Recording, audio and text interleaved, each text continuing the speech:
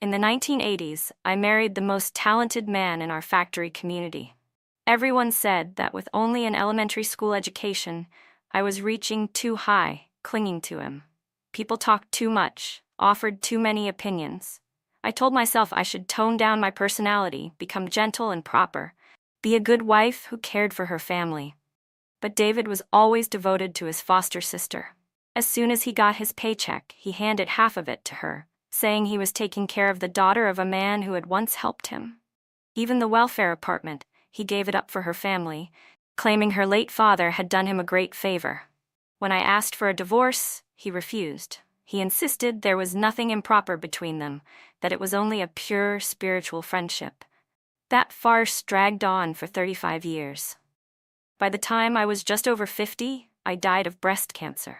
After I died, my son stood before my body, covered with a white sheet, his eyes filled with tears. "How wonderful," he said softly. "Now Dad and Aunt Emily can finally be together. Nothing worldly can keep them apart anymore." And then, I was reborn. It was the day my husband, David Carter, tried to persuade me to give up the Model Worker Award to his foster sister, Emily Brown. Back then, David was still young, in his 30s, talking endlessly about morals and fairness. "Emily's skin is thin, her personality too soft," he said. "That's why she failed the interview." Every time he mentioned her name, his tone softened, carrying that faint, ambiguous affection that made my blood boil. "If she doesn't win this time, her family will force her to marry someone else," he added. Marry someone else? I had come back, and I wasn't the same fool anymore. The day after David and I met through a matchmaker and started seeing each other, I caught David and Emily being physically intimate. David rushed to explain, panicked. "Anna, as long as you give in, I'll marry you," he said, the exact same words he'd used in my previous life. Rage exploded inside me. I raised my hand and slapped him hard. His glasses flew off and shattered on the floor. His fair, handsome face instantly turned the color of raw liver.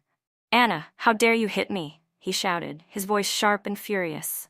"How dare I?" I snapped. "I hit you because you're a hypocrite, a fake intellectual living off other people's blood and sweat."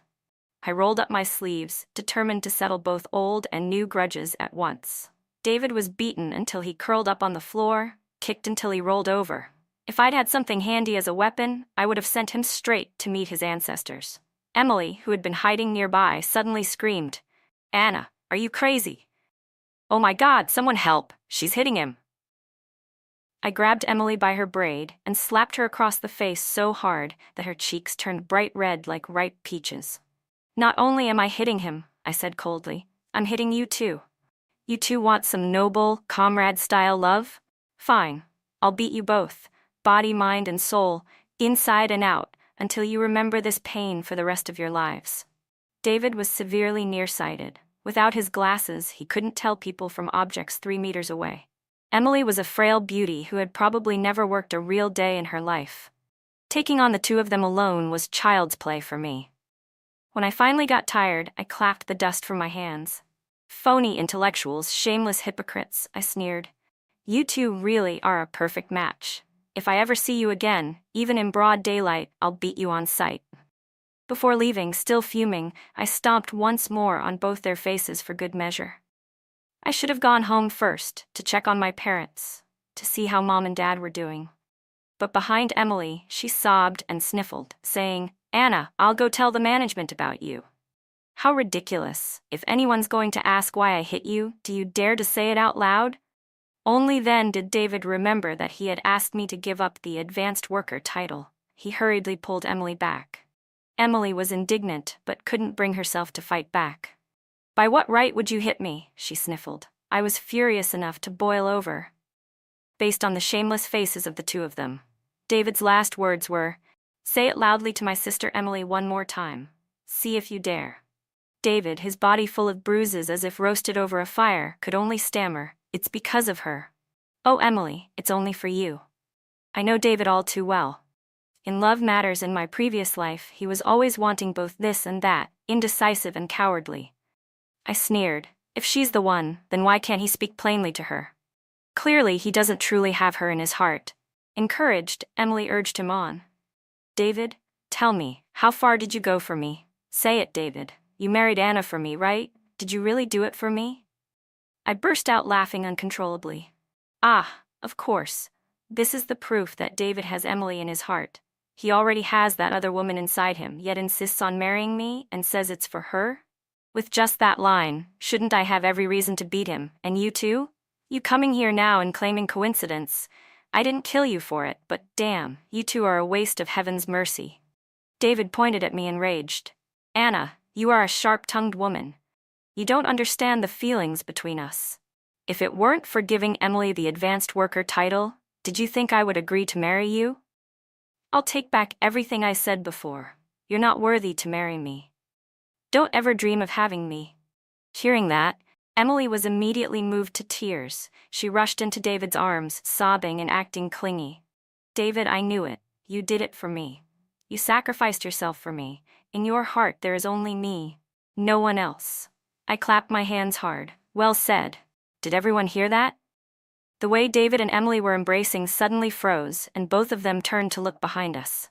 The factory director, Mr. Thompson, was walking by pushing his bicycle. The workshop supervisor, Mr. Harris, and several co-workers who had just finished their shift stood at the alley's mouth, all staring in astonishment.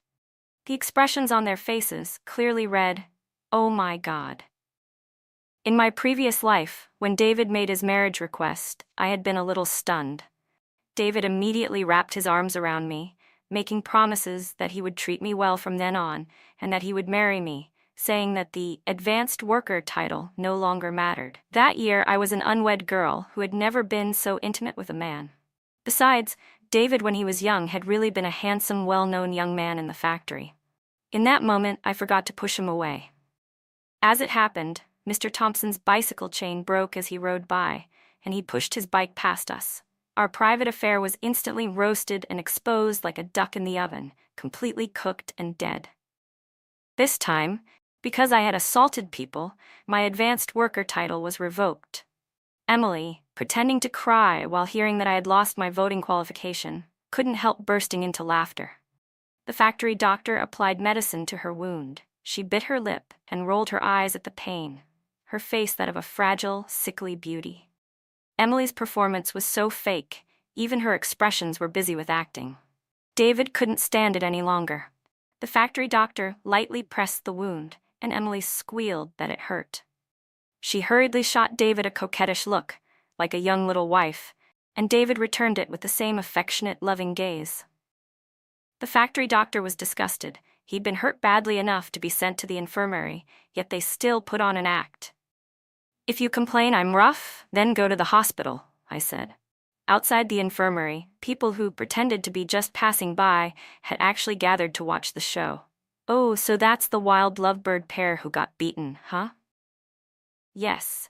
That girl's work performance isn't anything special. She wants the advanced worker nomination, so she told her lover to use seduction to get Anna. Anna found it disgusting, so she beat the man right there, and the girl got hit too. Ha ha ha. All for an empty title. She dares sell herself for that actor David? What actor? He's been bewitched until he became a fool. They were so intimate.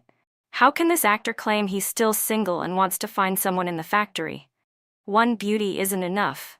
He'll pick a few more for sure." I knew these words would spread through the whole factory quickly. Public opinion has never been controllable. There were a couple of different takes. Emily's calm and simple. Maybe Anna is just jealous and deliberately hit her. I think David and Anna don't match Emily at all. Maybe Anna resented David for not choosing her, so she hit him. She's really fierce. The person who said that was a young, pretty factory worker. The woman next to her even tried to pull her back, but she didn't seem to care. At that moment, a commotion rose outside. "Who dares bully my daughter?" A large, burly man with a crude, powerful build, wearing an oil-stained work uniform with a wrench on his belt, strode in with an expansive, heroic air as if stepping out from a halo of light. He came in through the door. It was my father, Frank Lewis, who had rushed over with a few of his apprentices after hearing I'd been in trouble and had gone to the infirmary to lend me moral support. Tears poured down my face. It had been more than 30 years since I'd last seen my father in my previous life. Overcome, I wailed and flung myself into his arms. At first, my father was startled. "What? My daughter has been suffering so much." The apprentices behind him were all surprised. "Good heavens! Is my Anna crying? Which scoundrel dares show his face and get beaten for it? Whoever bullied my Anna enough to make her cry, come out here and take your beating." The factory doctor, who knew my father and knew Frank Lewis to be a headstrong troublemaker in the factory, immediately slipped into the inner room and locked the door from the inside. The door slammed so hard that several bottles of medicine on the cabinet were knocked over with a clatter of broken glass. I clung to my father's arm and sobbed incoherently. My father looked at the miserable pair inside, the wretched lovers clinging to each other, trembling as they stared back at us, and the scene made it seem as if we were the villains trying to split lovers apart. "Who is this woman?" he demanded. David spoke up. "Master Lewis, it's me, I'm David." My father frowned. "Humph, you don't recognize him? This is David?" Emily piped up. "I'm Emily Brown." "You're Emily?" my father said incredulously. "Oh, you're Miss Chu's daughter, so sickly and nearly collapsed. You're quite willing to take a beating, aren't you?" As my father spoke, David still kept up a veneer of politeness and immediately pulled himself together. "Master Lewis, your daughter has really gone too far. Outrageous," my father barked. "Even if you refused her marriage proposal, you still have no right to lay hands on my daughter and Miss Chu like that. This is totally uncalled for." David, who'd lost his glasses, truly looked blind. There was no pretense about it. The factory director, the workshop supervisor, and the others all heard every word clearly, yet he still dared to turn truth upside down in front of my father. Scheming to save face. My father narrowed his eyes, his fists as big as clay pots tensed as if ready to strike, when a low, furious growl of a middle-aged woman sounded from outside. "Who says she's innocent?" Mom snapped as she swept into the room. Her hair was half pinned in rollers, the other half curled and tucked behind her ears. She strode in with a powerful gait, glaring. I stumbled forward and threw myself into her arms, sobbing. Mom's face twitched. "Don't cry. It's nothing. Just some deceitful dog. We don't need him." Aunt Lily, my mother's close friend who had been the matchmaker when David and I met, had also come in, her rollers still in her hair too, so they must have stopped at the salon together on the way over. Before they'd even set down their things, they'd rushed here. Everyone's eyes turned to Emily. "Miss Chu, did you know that David and Anna were meeting to get to know each other?" they asked. Under everyone's gaze, Emily could only give a faint a tiny sound like a mosquito. Aunt Lily scolded her. "So you purposely stole someone else's husband?" Emily pretended to be innocent and about to cry. Aunt Lily snapped. "Don't cry until you get out of that man's heart first." Only then did David and Emily react properly. They still hadn't let go of each other since they'd embraced. When they finally released, both their faces were ghastly. "Auntie Liu, Anna and Emily are not what you think," David began. Margaret, Mom, didn't even look him straight in the eye. She clicked her tongue twice at him. "Serves him right, what a disgrace, but well-deserved. Mr. Great Actor David, in front of everyone here you cuddled Miss Chu like that and still refused to admit it? Do you have any backbone at all?" David froze. Emily, standing behind him, cautiously tugged at his sleeve. He turned and looked at her. The sight of her, weak and pitiful, sparked in him an even stronger urge to protect. The two of them then quietly confirmed to each other that their hearts belonged to the other. "Ho ho ho, he's admitting it himself," someone chuckled. My mother, tired of standing, pulled up a chair and sat down calmly. "On the way here, I heard people say that right in front of the factory director, the workshop supervisor, and some new clerical staff, you said you would never be able to have my daughter Anna. Is that true? My Anna will never be yours? Yet you and Anna were meeting, getting to know each other for months, and never confirmed it. Not sooner, not later. Only when Anna caught you two in the act did you admit that Miss Chu is the one in your heart?" Aunt Lily snorted. "Isn't this just the classic playboy behavior, fishing in many ponds?" Mom nodded. "Everyone understands this truth. Today you like one, tomorrow you fancy another, the next day you sacrifice yourself for someone else. Playing with young women's feelings like it's some matchmaking game. Tell me, doesn't that deserve a beating? Wearing this kind of hat." She stopped and looked at him so sharply that David went pale. "Absolutely not," he said, stammering. You and David did go on a matchmaking date, but you like Emily? My mother snapped, seizing the opening and pounding the table as she scolded. Listen, going on a date with one person and liking someone else, tell me, isn't that bullying? David immediately protested. I didn't bully anyone. I already told Anna that we couldn't. But of course, once exposed, there was no denying it. You wanted to marry my daughter and then coax her into giving the Advanced Worker Award to Emily Chu. Everyone heard that, didn't they? David could only nod. Did Emily beg you to sacrifice for her? My mother demanded, her sharp gaze sweeping over Emily. Instinctively, Emily trembled and shook her head. Then this was David's intention all along. What being with you makes a woman a queen? Marrying you is a heavenly honor? Which university did you graduate from, Mr. Big Actor, and who taught you to be so arrogant? Mother banged the table again. The whole room, the ones being scolded and those not, flinched. As for your virtue, young man, we've just witnessed it today. I, Margaret, like to keep friends in many places. The discipline committee, the women's association, even the factory office. And my old man has a reputation in the plant too. I may not be able to call 100 people at once, but my apprentices will answer a call. From today on, we each go our own way. But if I ever hear a bad word about Anna, guess what the house will do? David pressed his lips together and finally dared not say another word. Mother cast a glance at Emily and told her, as for you, take care of yourself. Don't go picking up other people's leftovers. If you do, even if you're all broken, you'll still come crawling to grab what's left and I'll scratch you up. She deliberately gave a little hiss. Emily, frightened, immediately slipped back. David shot me a glance, complicated and satisfied. David murmured, Don't be afraid, Anna, you still have me. Even though I had been reborn into this life, I felt nothing but disgust and nausea. When we got home, I stared at the dorm room I'd lived in as a girl and couldn't compose myself. It wasn't until that evening, listening to my parents talk at the dinner table, that I calmed down a little. Margaret, let's just let David and Emily go. My father said. What else? He really wanted Anna to lose the Advanced Worker nomination? Even if it's true this time, everyone saw that the girl hit them. David's dad is a college man, and Emily is well liked in the plant. Who knows how many people like those two? Mother replied. They might hold back and not press charges. We should give gifts when appropriate, keep visiting when needed, but we must restore Anna's reputation and standing. Don't be like this, you two. I don't want her to be considered for the Advanced Worker anymore. My father looked at me worriedly. You've always been strong since you were little. I have some apprentices. They may not be college grads, but I can introduce them to you tomorrow. Mother smirked wryly. Would Anna really cry over a man? It must be because of the nomination. I licked my lips and couldn't help asking, Mom, if I rashly marry David and only discover afterward that his heart belongs to Emily, and he refuses to admit it, if I want a divorce but can't get one and spend my life dragged out because of him, wouldn't that make my life worthless? Mother shrugged. My daughter, you can't be like that. At the very least, do what you did today.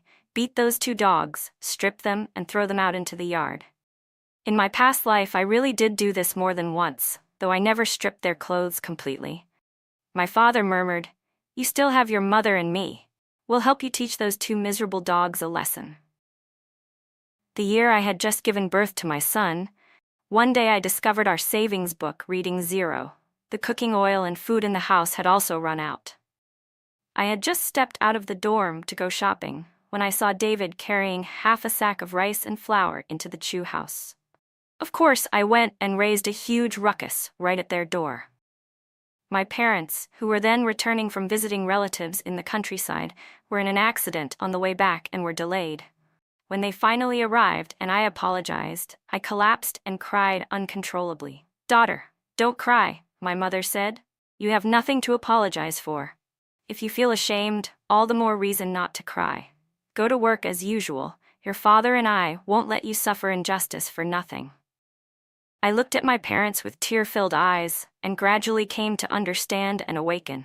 They were my biological parents who loved me most in life. How could they blame me? At that time, when the news hit, David didn't just once blame me, saying it was all because I was suspicious. Not only had I ruined his reputation and career, but I had harmed my own parents. "How many times have I told you?" he said. "Chu's father did me a favor, so I'm taking care of Emily. There is nothing improper between us. That day there was not only Emily in the house but also her mother. How dare you use such base thoughts to suspect me?" He kept telling me those words. "The deaths of my parents were clearly caused by my own malice and narrow-mindedness," he said. And for many years after, during fierce arguments, David used that incident to provoke me, forcing me to remember that I had caused my parents' deaths, plunging me into remorse and self-blame, enduring repeated torment. Yet if not for the ambiguous relationship between him and Emily serving as the fuse, none of this would have happened. "Did you hear? That great actor David was taken to the hospital at midnight by his roommate," people said. "Is Emily all right?" "Haven't heard anything." But the great actor David insisted it was appendicitis acting up and never mentioned Anna attacking him. Well, in that case he's fairly manly, isn't he? Manly my foot. He's the type who only eats from the pot and looks after himself. Who calls him a great actor, favored by the factory director? His looks have made many people swoon. Compared to him, Emily isn't just a little worse off. The next day when I went to the workshop, the gossip was loud. As soon as they saw me show up, people scattered. "Oh my God, here comes the one who slapped him," someone cried. Terrifying. The remark came from a female worker, Claire Turner, the same woman who had been standing by the window yesterday watching the show and sniping that David and I were mismatched. Claire and I hadn't met in nearly 35 years. In my previous life, we were briefly co-workers with little contact. Yet she always nitpicked me. Back then I was basking in the joy of newlywed life, because I had married David, a rare college student at the factory. His gentle charm made him shine all the more. Compared with the other young male workers in the dorm area, David truly stood out. There were far too many gossip mongers in the plant. Claire had gone and stuck her head into death's path this time. How could I not scold her? Does she think she's some lightweight who can take hits? Claire tried to step back, her mouth still spitting unpleasant remarks like some petty sanctimonious woman. No wonder people ignored her. He's a college student. She's not even on his radar. I hurled my glove straight at her face and let out everything I'd been holding in. "You're that shameless just to earn a reward?" I snapped. "That college boy. I don't want him anymore, and now you're drooling over him? Go ahead, throw yourself at him."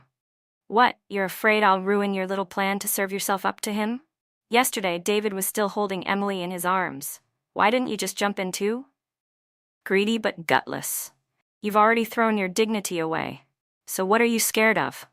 If you really don't have the guts, then line up behind the great Mr. David Carter. Who knows, maybe one day you'll get your turn to be his mistress. Claire Turner stood frozen, unable to speak. People said she left crying, probably awakened by my words of wisdom. The world suddenly felt touched, or maybe it was just my satisfaction. In my previous life, my temper hadn't been good. In this one, it was even worse. But whatever happened, I'd rather be fierce than suffer again through the agony of breast cancer. A few days later, hardly anyone dared gossip in front of me anymore. But Claire clearly wasn't done. She actually launched a full-blown pursuit of David while he was still in the hospital. One day she brought flowers to his bedside. The next, she cooked soup for him, acting like a gentle, virtuous wife. Her best friend tried to persuade her to stop, but Claire said, "David Carter is the most handsome college graduate in the whole factory. His essays were praised by the factory director. The other men around here are either country bumpkins or nearsighted idiots. Who can compare to him? Emily got him first, but am I really worse than that frail little thing?" Her friend's mouth dropped open, and she didn't dare say another word. Claire showed up at the hospital almost every other day. Whatever David was given, he accepted. Whatever he was fed, he ate. He neither rejected nor accepted her outright, leaving Claire thinking she actually had a chance. For some reason, during this time, Emily didn't cry or make scenes at all. David's written self-criticism had already been sent to the factory. Considering how rare and valuable college-educated talent was, and seeing that after being hospitalized he hadn't blamed me or demanded punishment, the management viewed him as magnanimous and broad-minded. So the whole incident was quietly brushed aside. What was big became small, and what was small disappeared. But there was no way I was going to let them off that easily. By September, the northern air had turned crisp. Claire showed up in a tight silk dress the color of golden goose feathers, soft and delicate, perfectly highlighting her curves. "The great Mr. David Carter gave me a book of poems," she said sweetly. "Love poems. He even read one to me, said he loved me deeply." I almost laughed out loud at her bragging. The author of that book was someone named I Ching, and the original line clearly meant, "I love this land deeply." Not, "I love you deeply."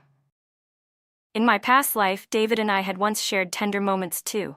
He used to read poetry to me as well, but the poem he chose was Piggy Mother, about a caretaker full of affection but treating me like an old nanny instead of a wife. Claire blocked my way. "What are you laughing at?" she demanded. "I'm laughing," I said, "because some people are stupid and don't even know it."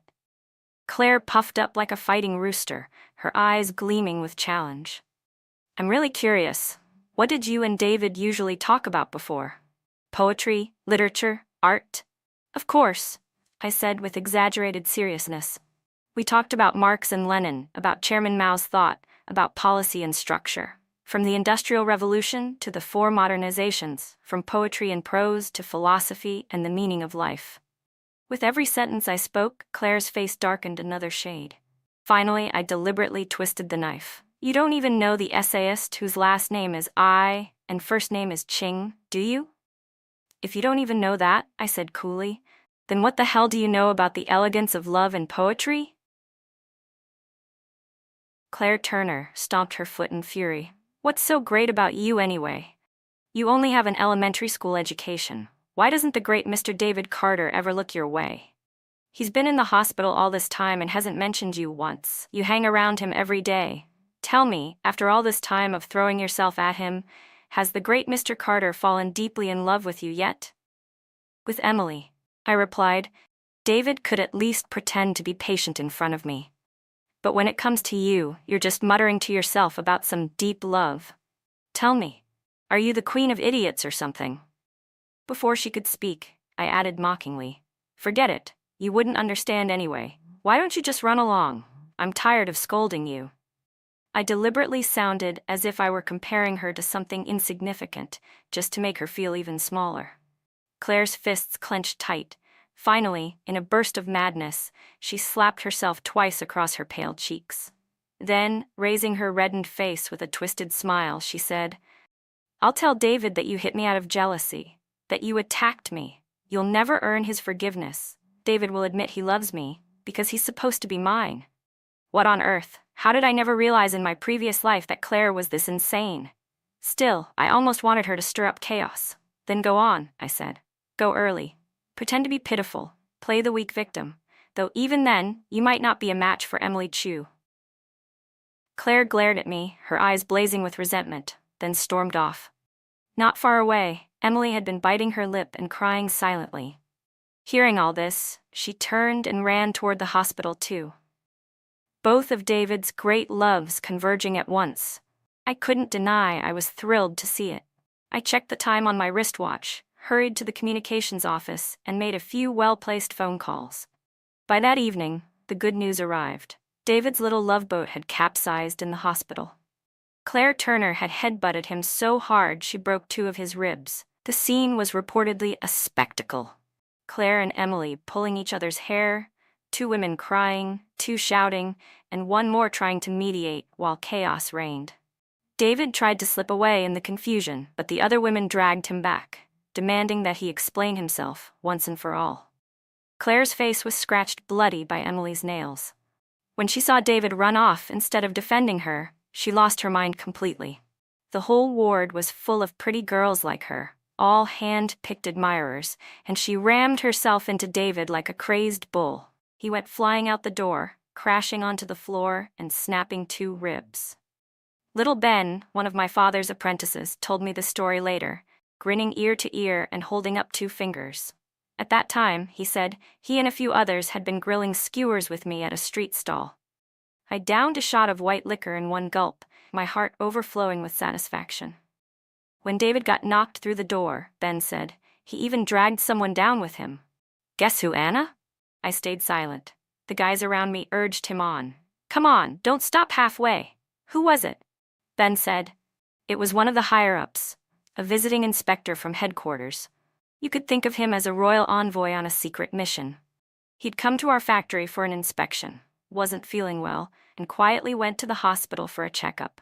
But just as he was leaving, David got rammed through the door and crashed right into him, knocking him over and cracking his ribs too. A tall man sitting beside us exclaimed, "No way." The moment the hospital realized a superior official was injured, layers of staff swarmed to assist and rushed him off for examination. Someone muttered, "That's almost too much of a coincidence." Ben snorted, "Coincidence? My ass, it's what you call karma. Sow the wind, reap the storm." During David's hospital stay, dozens of young women had been visiting every day, each one trying to outdo the other in care and devotion. And David, that charming hypocrite, never turned anyone away. In fact, he gave every single one of them a book. They say he just wanted to make literary friends, my sister, who worked as a nurse, told me. But every day during visiting hours, someone different shows up. Every 2 hours a new girl comes in. One stays to chat for an hour, then leaves, and another arrives right after.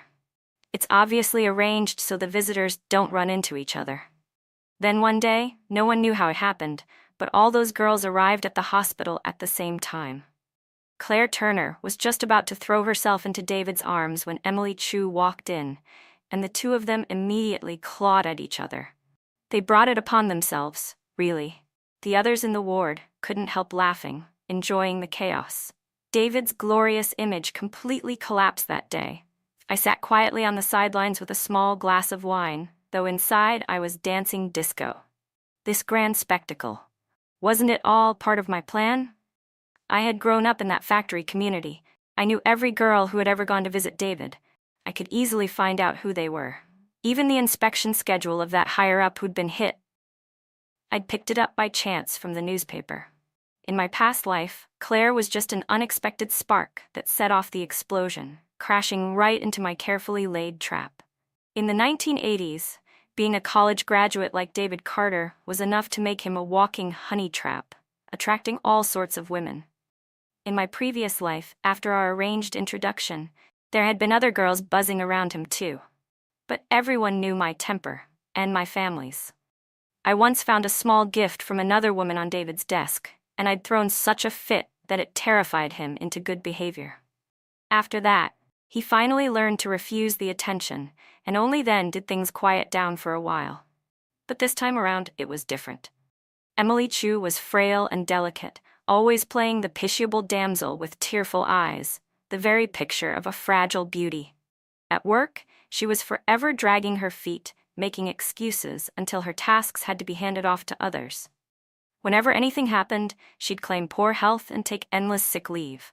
After the scandal about her stealing someone else's man spread through the factory, Emily's reputation was in ruins. A woman like her still dared to dream about winning the Advanced Worker Award? Since she couldn't earn it honestly, she tried to gain advantages through men. But the more she did, the more people despised her. Meanwhile, David's college degree still gave him a certain shine in the eyes of everyone at the factory. People whispered, "What gives Emily the right to be involved with a college-educated man like David Carter?" So, no matter how she tried, a mistress was always a mistress. After that disastrous fight in the hospital, Emily locked herself at home, refusing to eat. Her mother brought her meals and begged her to open the door for 2 days straight, sighing and crying at the threshold. A tragic performance for all the neighbors to see. She seemed determined to let the whole world know she was the most pitiful woman alive. The next time I saw Claire Turner, she was wearing a dull gray factory uniform, clutching her belongings from the dorm. Her father walked beside her, face hidden under a straw hat. Claire's neck was twisted painfully to one side as if she'd strained it, her expression sour and bitter. "I just don't get it," she said hoarsely. "Why would David look at her and Emily, but not at me?" I scoffed. "Do me a favor and don't drag those 2 dogs into my conversation. Weren't you in the hospital that day? Didn't you see clearly? There were 4 girls from our factory, 2 more from outside units, plus you and Emily. 8 women total. Enough to form 2 full combat teams. And you're still worried about which of his concubine palaces you belong to, the first, second, or third? Claire flushed with anger, her crooked neck trembling. I know his morals are trash, she said, her voice cracking. But his conditions are good. You can act like you don't care, Anna, but isn't it because your father works in a key department and your mother's an office employee? God, Claire Turner really had no filter. That last sentence even dragged her own father down with her. Why did she treat me like the obstacle between her and David Carter? What was with the fake clueless act? David already proposed to me once.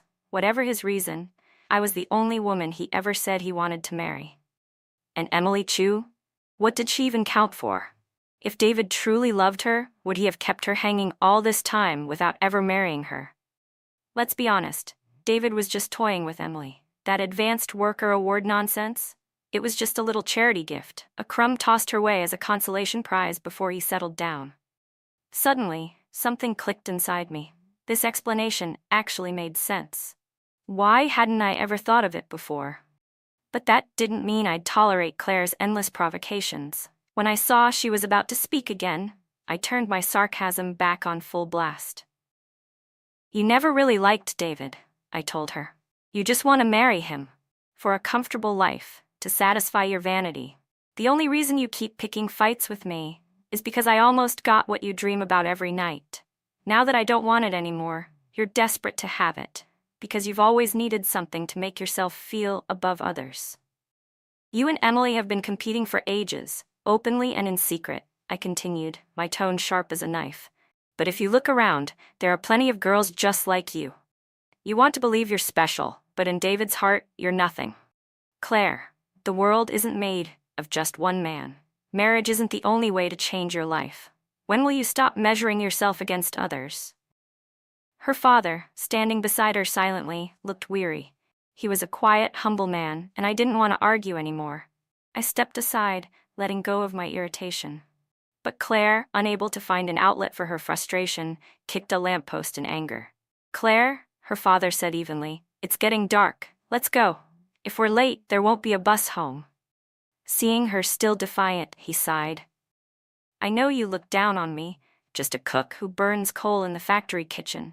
You've got too much pride, and you want to marry a college man so you can hold your head high, but that man doesn't have you in his heart. Every girl who visited him in the hospital got a book. The Chu family girl, she has stacks of them, and they almost discussed marriage. I don't understand why you keep throwing yourself at him. Claire crouched down, covering her face, and finally burst into tears. In my previous life, David wanted me to be the gentle wife who kept his home steady. Yet he also craved Emily's softness, her cultured and refined manner.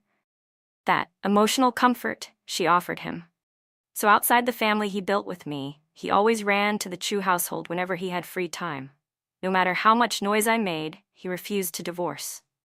Then Emily went so far as to fake a medical certificate, a virginity test, and post it on the factory bulletin board to prove the purity of her relationship with David. And just like that, their dirty affair turned into a noble friendship. A comrade-like bond praised by others.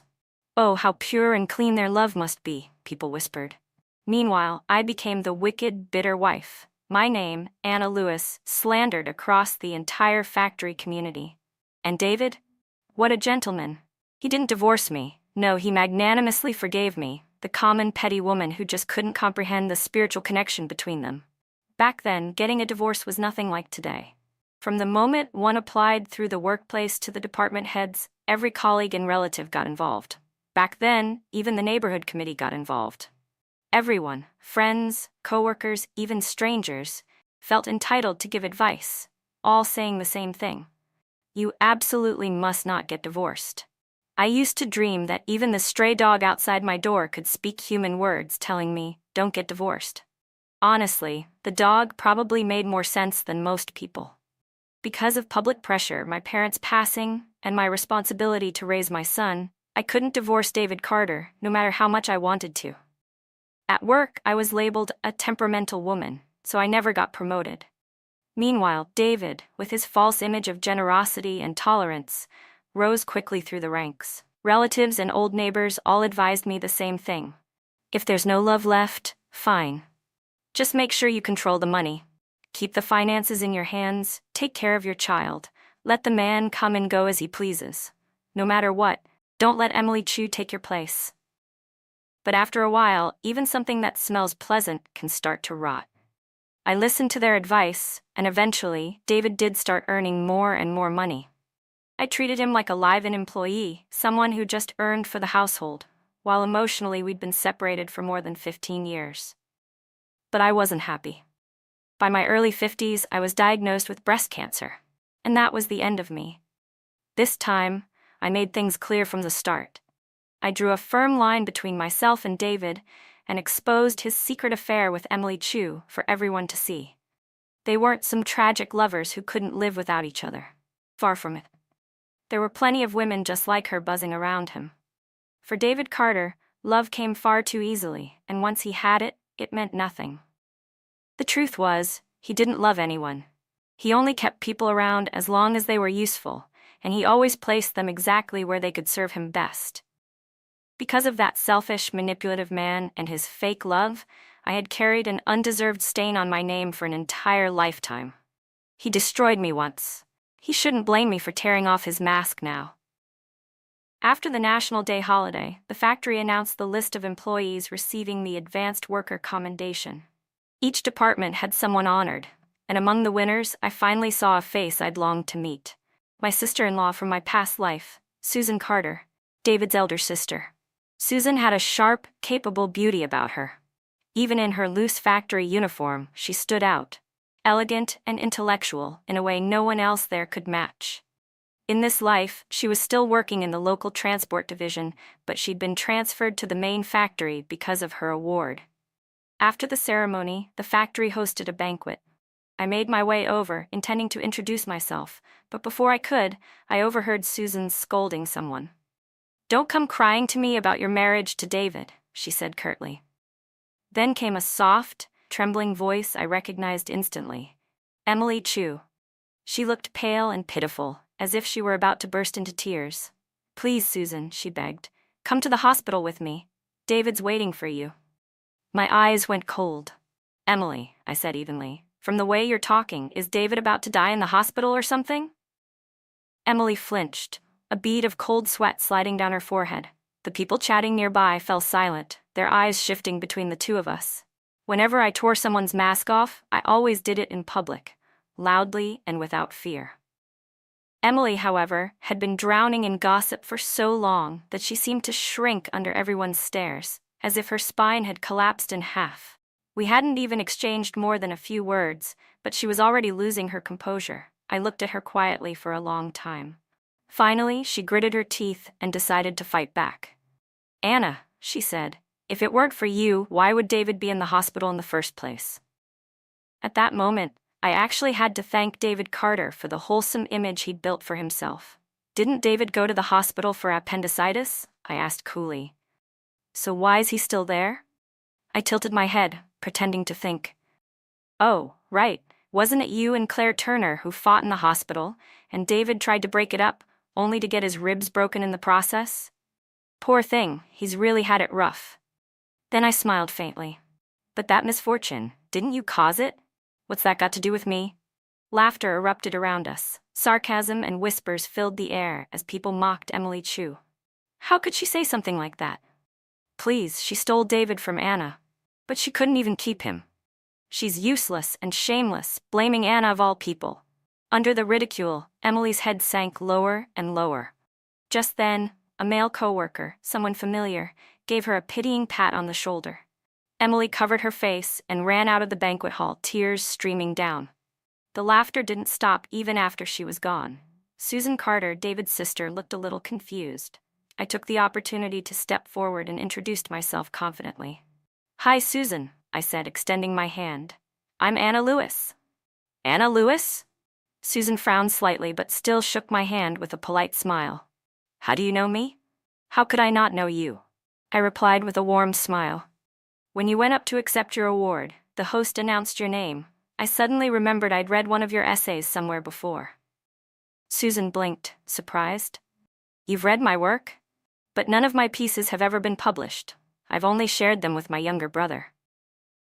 Oh, maybe I'm mistaken, I said with admiration in my voice. But your writing has such clarity and sincerity that I must have remembered it from somewhere.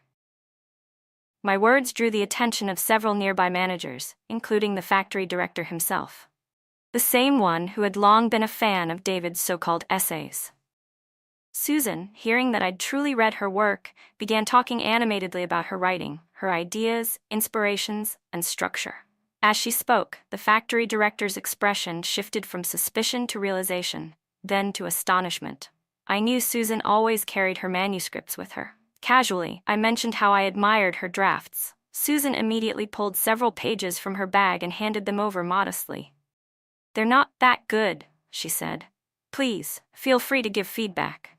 Among the papers she handed to the director was a piece I recognized instantly, one David had claimed as his own. The director read it carefully, then smiled. "Excellent," he said simply. That very night, the local transport division where Susan worked received a notice. She was being transferred to the general office. In my past life, I hadn't been well educated, but I married the most distinguished man in the factory, a so-called literary genius. After our marriage, David only wanted me to stay home and keep house. He never discussed anything intellectual with me, so I had to teach myself. Slowly, painstakingly. The first New Year after we married, we visited his hometown, and that's when I met Susan for the first time. She was working in the local transport department back then. Educated, composed, and kind. When she saw how clumsily I read the newspaper or wrote characters, she didn't mock me. Instead, she offered to teach me. After we returned home, I'd spend my free time bent over the table, reading David's books and articles. I studied everything he wrote, or rather, what he claimed to write, until one day I noticed something peculiar. David always made 2 copies of his essays.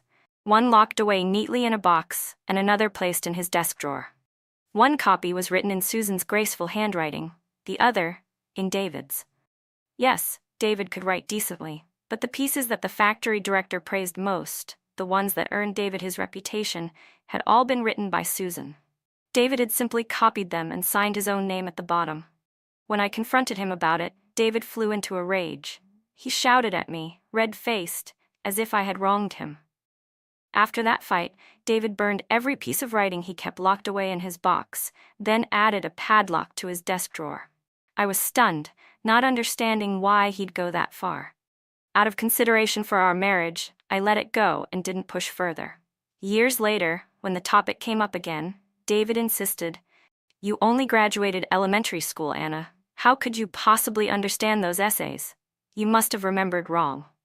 And just like that, the matter was dropped. In my previous life, Susan Carter had also won the advanced worker title, yet for some reason, she was never transferred to the main factory. But this time, with David hospitalized after being beaten, and later rammed by Claire Turner, breaking 2 ribs, Susan smoothly took his place and was transferred. As for how that happened, I didn't need to guess. When Susan arrived, word spread quickly, and David, lying in his hospital bed, grew anxious and agitated. With his ribs fractured, he couldn't move, so he sent Emily Chu to intercept his sister and convince her to come to the hospital. But Susan had no interest in doing so. David told Emily to pull Susan out of that celebration banquet and bring her here. Emily, of course, failed miserably. David's face went pale with anger. "You can't even handle something that simple?" he snapped. Emily's eyes filled with tears. "How can you blame me, David? You're the one who wrote home saying your match was with the Lewis family. Now because of you, everyone whispers behind my back. They mock me at every turn. I still went to that banquet because you asked me to, and your sister wouldn't even acknowledge me. She just walked away as if I didn't exist." David sighed in irritation, but tried to soften his tone. "Emily, I only told you to find my sister because I wanted to talk about our marriage. Before bringing you home to meet my parents for the new year, I thought you should make a good impression on Susan first. Besides, I'm in the hospital. Shouldn't my own sister visit me before attending some stupid banquet? Isn't that more important?" Emily sniffled, somewhat appeased. But remembering how cold Susan had been to her earlier, she frowned and said, "Susan's obviously in the leadership's good graces now. I told her you were in the hospital. But the moment that Anna Lewis said a manager wanted to meet her, she turned and left, didn't even glance back. David's expression tightened. "Who did you say? Anna Lewis?" Emily pouted. "Yeah. She wouldn't badmouth me to your sister, would she? Susan didn't seem angry, right?" But David wasn't listening anymore. His thoughts spun in another direction entirely. Anna Lewis? She lost her advanced worker eligibility. What was she doing at that banquet? He knew Anna's family background was solid. Her mother had strong connections, and her father held a respected position at the factory. Could it be that she's still not over me? He wondered. "David?" Emily's voice broke into his thoughts. "Do you think your sister hates me?" David looked at her, taking in her delicate, tearful face and the practiced helplessness in her gestures. There was something enticing about her vulnerability, but also something a little tiresome. Her charm was pleasant in small doses, but over time it began to feel contrived. Then, inevitably, he thought of Anna. Anna wasn't conventionally beautiful, but she had a natural grace to her features, a clear, spirited look in her eyes. When she was stubborn, she had a fire that was strangely captivating. He had once assumed that with her lack of education, she'd look up to him forever. Who could have guessed that once he pushed her too far, she'd turn violent, kicking, punching, no mercy at all, not even a shred of sentiment left. Infuriating woman. Still, compared to her, Emily seemed so gentle, so educated, so refined. David smiled faintly and said, "Don't be silly, Emily. You're beautiful, intelligent, and thoughtful. There's no comparison between you and Anna Lewis. How could she possibly hate you?" The night nurse, a petite woman named Nina, came in on her patrol. "Visiting hours ended a while ago," she said sharply. "Why are you still here?" Emily Chu didn't want to leave. "Nurse, can I stay? Just a little longer?" Nina smirked. "If you were his wife, of course you could stay to take care of him. But you two, what exactly are you? This isn't some hotel for lovers. Leave now, or I'll call security." Emily threw one last longing glance at David Carter, then turned and walked away. David's polite smile froze on his face as she left. Later that evening, Susan Carter finally came to visit her brother. David's eyes, once full of expectation, turned cold and distant. "Susan," he said bitterly, "why are you only coming now?" Susan arched an eyebrow and gave a faint smile. "Are you blaming me for coming too late, or for coming at all?" "Of course not," David replied quickly. "You're my sister. I'm your brother." Susan's tone stayed cool. "Then focus on recovering, David. I'll be going." "Going where?" he asked. "Back to the transport division, or to the general office?" Susan didn't want to play word games with him. "Naturally, to the general office." "That's great," David said eagerly. "We're family. Your success is my success, right?" Susan gave a short, humorless laugh. "You think your college degree and mine are the same? I was accepted too, you know. But our parents insisted that you go instead. You got the best education in Beijing for 4 years. When you graduated, you went straight into the main factory, while I had to do back-breaking labor at the transport line, hauling and loading cargo like a man. 4 years later, I finally made it to the main factory, to accept an award, nothing more, and I was allowed to stay in the city for just 1 day. And what did you do? You wrote to our parents, asking them to find a way to keep me from being transferred here. At first, I didn't understand why you didn't want to see me. Not until I read the internal cultural journal at the office and realized that every essay I had ever written had been published under your name." David cut her off sharply. "You couldn't expose me, Susan. I was the only one in the family who got to go to college. If you'd ruined my reputation, our parents would have hated you forever."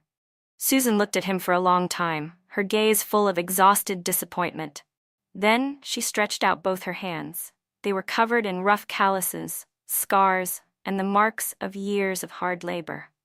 "These hands," she said quietly, "were meant to hold a pen, and after all that work they finally can again." With that, she turned to leave. David's face had gone pale, his lips trembling. At the doorway, Susan paused and looked back at him one last time. "You think your connections or your money will protect you? Twice now, you've caused scandals because of women. Did you really think no one would report you? You've been lying in this hospital for weeks. How many of your old colleagues have come to visit? Not one. Little brother," she said coldly, "you picked the wrong people to mess with from the very start." A few days later, I saw Susan again at the factory cafeteria. I waved from afar, but she only nodded back politely, her smile courteous yet distant. It had already been a month since she started working at the main factory. She must have heard all the gossip by now, and she was clever enough to piece everything together. That day at the celebration banquet, I had deliberately brought up her manuscript in front of the factory director to expose David's plagiarism. Still, no matter what, David was her brother. I knew that by doing so, I had used her, at least once. A mix of emotions stirred inside me, bitterness and satisfaction both. Bitter that we could no longer be as close as we once were, but satisfied that I had managed to change her fate. In this life, Susan would stay in the city, working in a position worthy of her talents.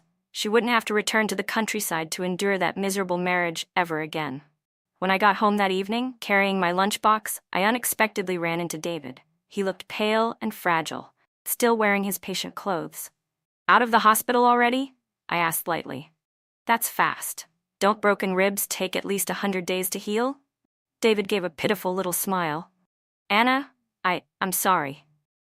I tilted my head, smiling faintly. "Oh, you finally realized you owe me an apology?" "Oh, you want me to beat you up again?" I asked, folding my arms. David winced, forcing a smile. "Anna, I know you're angry because I proposed to you only to make you give up the advanced worker nomination to Emily Chu. But I swear, I regret it now. Emily's shallow, fake even. Every little thing that happens, she needs me to fix it for her. She'll never be strong and independent like you." I laughed, narrowing my eyes. "Didn't you used to say I was too simple, too crude, and completely lacking in literary grace?" "That was before," he said quickly. "You're straightforward and sincere. Maybe you didn't finish school, but your work ability is undeniable. You even got nominated for advanced worker. And beauty isn't everything. You have a bold, confident aura, a kind of strength and decisiveness that comes from within." If David hadn't been cornered, he'd never have noticed a single one of my so-called virtues. In our 30-something years of marriage in my previous life, even when he lied through his teeth, he never once said anything kind about me. So this time, I just smiled politely and said, "Nonsense," before turning to leave. But he stepped in front of me again. "Anna, please, forgive me. I really know I was wrong." I punched him square in the jaw. "Ow!" David stumbled backward and landed hard on the ground. "You know you were wrong?" I said coldly. "Let me count for you. You let every woman who flirted with you believe she was the only one. You acted like some master of time management, juggling them all. That's your first mistake. The factory leadership placed their trust in you. They gave you every opportunity to succeed. And instead of working hard, you used that to build your image as some literary prodigy, while sneaking around doing all kinds of disgusting, shameful things behind everyone's back. That's your second mistake. You've done so many rotten things, yet you keep showing up here to apologize to me. What, do you think I'm stupid? That I still can't see through you, Mr. Gentleman Fraud?" The more I spoke, the angrier I got. Finally, I yanked open my lunchbox and dumped the whole thing over his head. "Here," I said coolly, "a special sauce just for you." I brushed off my hands, watching him sputter and blink through the sticky mess. "You just got out of the hospital, so I'll let you off easy today. But remember, if you did something wrong, take responsibility. If you get hit, stand tall and take it. Whatever punishment the factory gives you, you'd better accept it. And stop showing your face around me." David rubbed at his eyes, but the sauce only smeared worse, making him look absolutely pathetic. People nearby shook their heads, whispering and pointing. Then young Victor, my father's apprentice, popped his head out from the crowd and shouted, "Holy crap, David, you've got some nerve bothering Miss Anna again." I quickly pulled Victor back. "Easy, Victor. I'm fine," I said with a grin. "Actually, it's a good day. How about I take you out for dinner tonight?" "Really?" He brightened. "Yes, ma'am." David, realizing my temper wasn't one to toy with, left in defeat. Later, I heard he went to see my aunt, Margaret and Gwen, the real head of the family, trying to win her over first, hoping she'd help fix things between us. He came bearing gifts, malted milk, royal jelly, ginseng tonics, and other nonsense, trying to buy forgiveness with politeness. But Aunt Margaret didn't even lift an eyebrow. "When you take gifts," she said dryly, "you speak softly. When you accept favors, your hands get short. I'm not a Chew, so I don't have that kind of weakness. David, pretending not to hear the insult, forced a polite laugh. Aunt Margaret, I came here today just to apologize. She raised a hand to stop him. You see that intersection out there? Go put your gifts in the middle of the street, then kneel and bow 3 times in all 4 directions, east, west, north, and south, and see if anyone answers. Maybe then you'll understand what forgiveness looks like. David kept his strained smile. You're so funny, Aunt Margaret. No, she snapped. You're the one joking. You think you can waltz in here with a few gifts like you're making an offering at a temple and expect me to stay silent? Just because the statue doesn't talk doesn't mean it forgives you. Take your presents and yourself right back where you came from. I won't accept either. Understood? The next day, David tried a new strategy. The next day, David rolled up his sleeves, grabbed a broom and mop, and went straight to my mother's office to volunteer for cleaning duty. Mom, Margaret Nguyen, didn't even look up.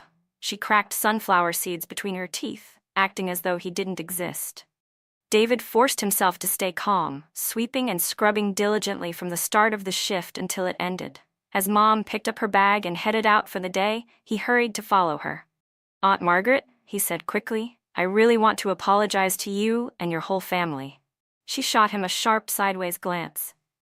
Oh, so you're not learning from Lei Feng by doing good deeds after all. You've got other plans, huh? Apologize to my family? Fine, we've heard your apology. What now? You want me to bless your reunion with Anna? David's lips twitched, unsure what to say. I'll admit, Mom continued, her tone calm but cutting, you're talented, but unfortunately, you've got no conscience. You think only you know how to calculate pros and cons, and everyone else is a fool, right? You think one bag of gifts and a day of cleaning floors will touch the heavens and win back the daughter I raised for 25 years? Let me make this clear. My daughter's name is Anna Lewis. She's not a Chew, and she'll never be one. She doesn't need to cry or beg for a man to marry her. Her father and I did not raise a girl who has to sell her dignity to get a husband. David froze. He had expected Mom to explode in a fit of anger, shouting, maybe even throwing things, so he could kneel dramatically in public, let people see his sincere remorse. Instead, her quiet, deliberate words sliced through him like a blade, peeling back every layer of his hypocrisy until the rotten core was laid bare. After all this time, she said, cracking another seed between her teeth, you still don't get it, do you? You both got into a fight, yet somehow Anna walked away without even a warning on her record, while you had to fake appendicitis to hide out in a hospital. Don't you wonder why? David's face drained of color. I didn't know. What's wrong? Mom interrupted, raising an eyebrow. You think the doctors at the city hospital are idiots? Or do you think my connections are just a joke to you? David stayed silent, his jaw tight. The transport division, Mom said coolly, is a fine place for you. It'll wear down your pride, exhaust your body, and starve your ambition. Exactly what you need. David looked like a man who had just been sentenced to a lifetime of hard labor. Mom gave a faint smile. We're all educated people here, aren't we? If it weren't for those chaotic years, Anna wouldn't have stopped school after elementary. She's bright, sharp, and strong-minded, exactly the kind of woman this world needs. Maybe you think she's beneath you, but in my eyes, you're the one who doesn't measure up. Now be a good boy and go. From now on, don't show your face to me again. My family and I will never forgive you. David, who had spent his whole life full of arrogance, had never been so thoroughly crushed. To be demolished like that by an ordinary middle-aged woman in a wool cardigan, it was a humiliation that would linger like a chronic wound he'd never recover from. When Mom told me the story that night, I laughed so hard I almost fell off my chair. Mom, you're incredible. Watch your mouth, she said, though even she was fighting a smile. Dad, sitting beside her, was laughing so hard he had tears in his eyes. We're all educated people. Huh, that line alone could kill him. The great college graduate completely outplayed. Finally, even Mom broke into laughter. That boy's heart is as hollow as a lotus stalk, she said. The factory director already made his decision, and yet he still came running to butter me up, and to the wrong person at that. What on earth was he thinking? What else could he think? I said, shaking my head. Sure, David's a college graduate, but he's got no background.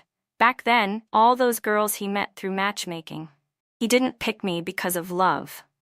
He picked me because both my parents worked in important positions at the factory, even though I was the least educated of them all.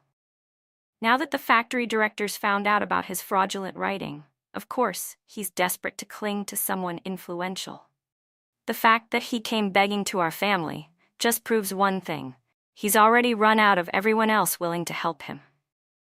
He must have already tried everyone else, every favor, every connection, and only when there was no one left to beg did he come crawling to my family to atone. But something about it didn't sit right with me.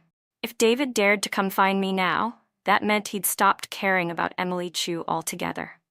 So what if he really did get transferred to another division? Would Emily, who'd spent her life chasing shortcuts, still follow him then? In my past life, those two had ruined me beyond redemption. In this one, they would go down together. No way was I letting that tragic little pair of star-crossed lovers drift apart. Victor soon came back with news. He'd been snooping, as I'd asked. David's about to be reassigned, he said. They're saying it's to avoid dragging Emily into his mess, but really, he just wants to cut her off. And Emily? I asked, half smiling. She's playing both sides, he said, scratching his head. On one hand, she swears to David she'll wait for him forever. On the other, she's cozying up to technician Theo Cox. You know, the guy who's been fawning over her for months. He's been showering her with gifts, a fountain pen, black leather shoes, a fancy imported belt. Not cheap stuff either. Theo Cox. The name tickled the edge of my memory. Then it hit me. He was that quiet worker who always hovered around the crowd. The day I caught David and Emily together and gave them both a good beating, Theo had been the one outside the infirmary window murmuring, "Emily's so gentle and kind, she could never do something like that." At the factory banquet, when Emily ran off crying, he'd been the one who patted her shoulder to comfort her. Back then, he'd just been a background character, someone who passed quietly through Emily's life. But this time around, with Emily stumbling from one disaster to the next, he'd stepped right into the spotlight, revealing himself for what he really was, a lovesick fool. "Well," I said calmly, "if that's the case, then David and Emily absolutely must end up together." Victor blinked in confusion. "What do you mean?" "Think about it," I said.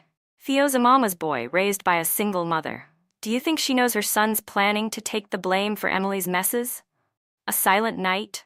More like an idiot with a martyr complex. I guarantee his mother doesn't know a thing." Victor's small eyes lit up. "Oh, I get it now. Yeah, I get it. That'll be easy to handle." Soon enough, Victor and his buddies had tracked down when and where Emily and Theo were meeting.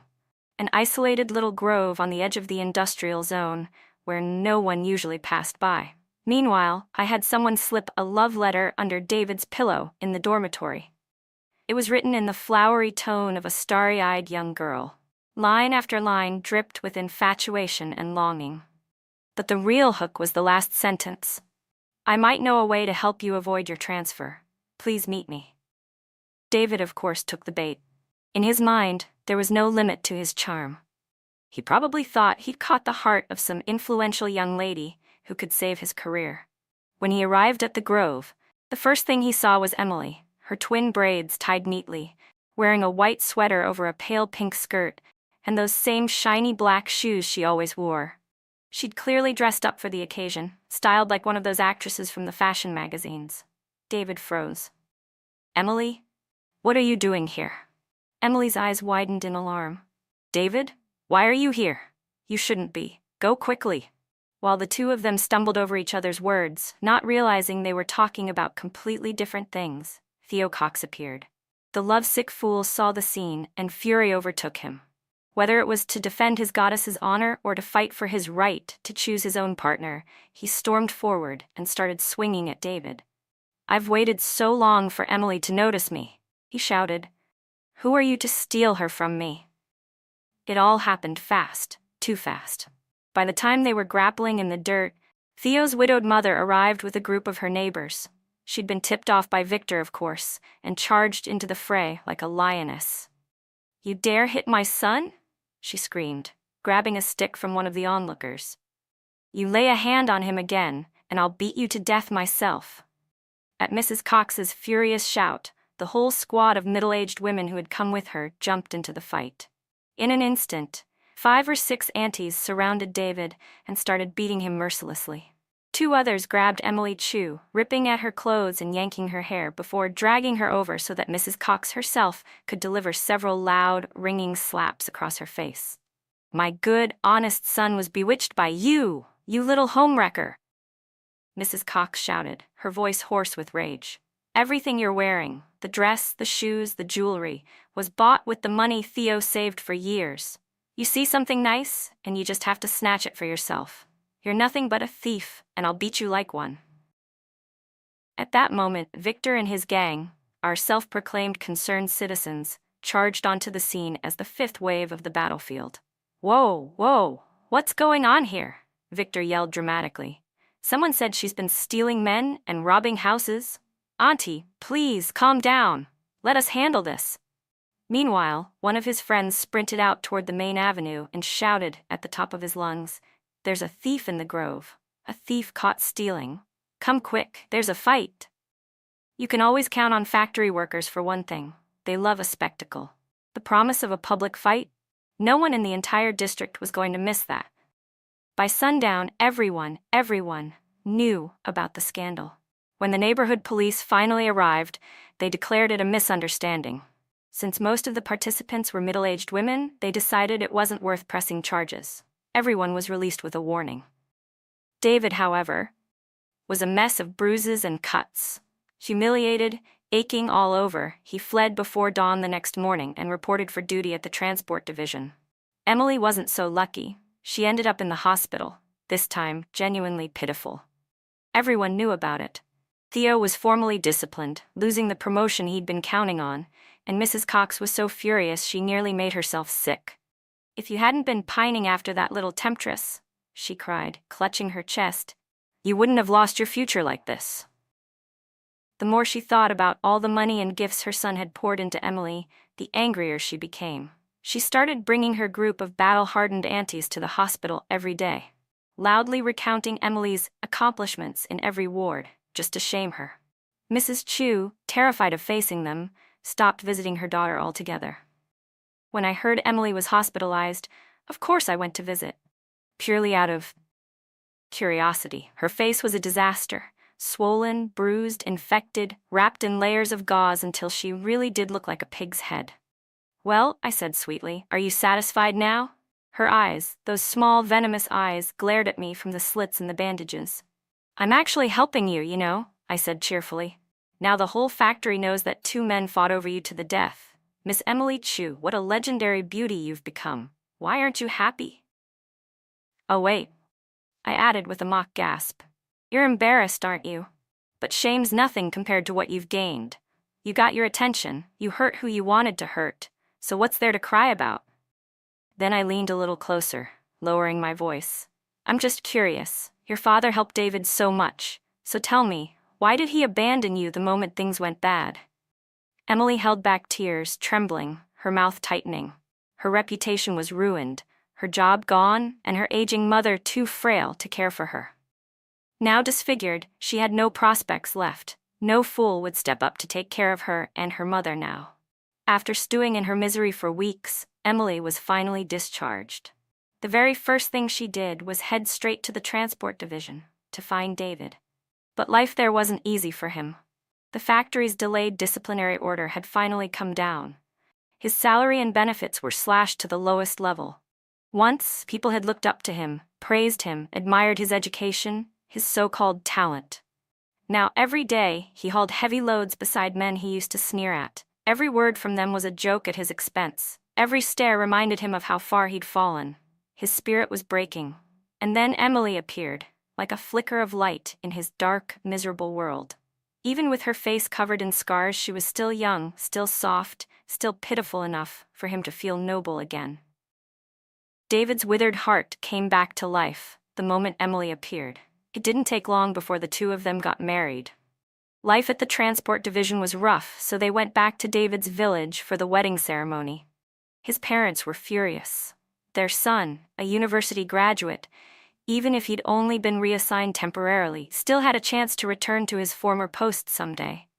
And now he was marrying a woman without a job. A woman with a scarred face at that. To them, it was shameful beyond words. But Emily Chu wasn't one to shrink away.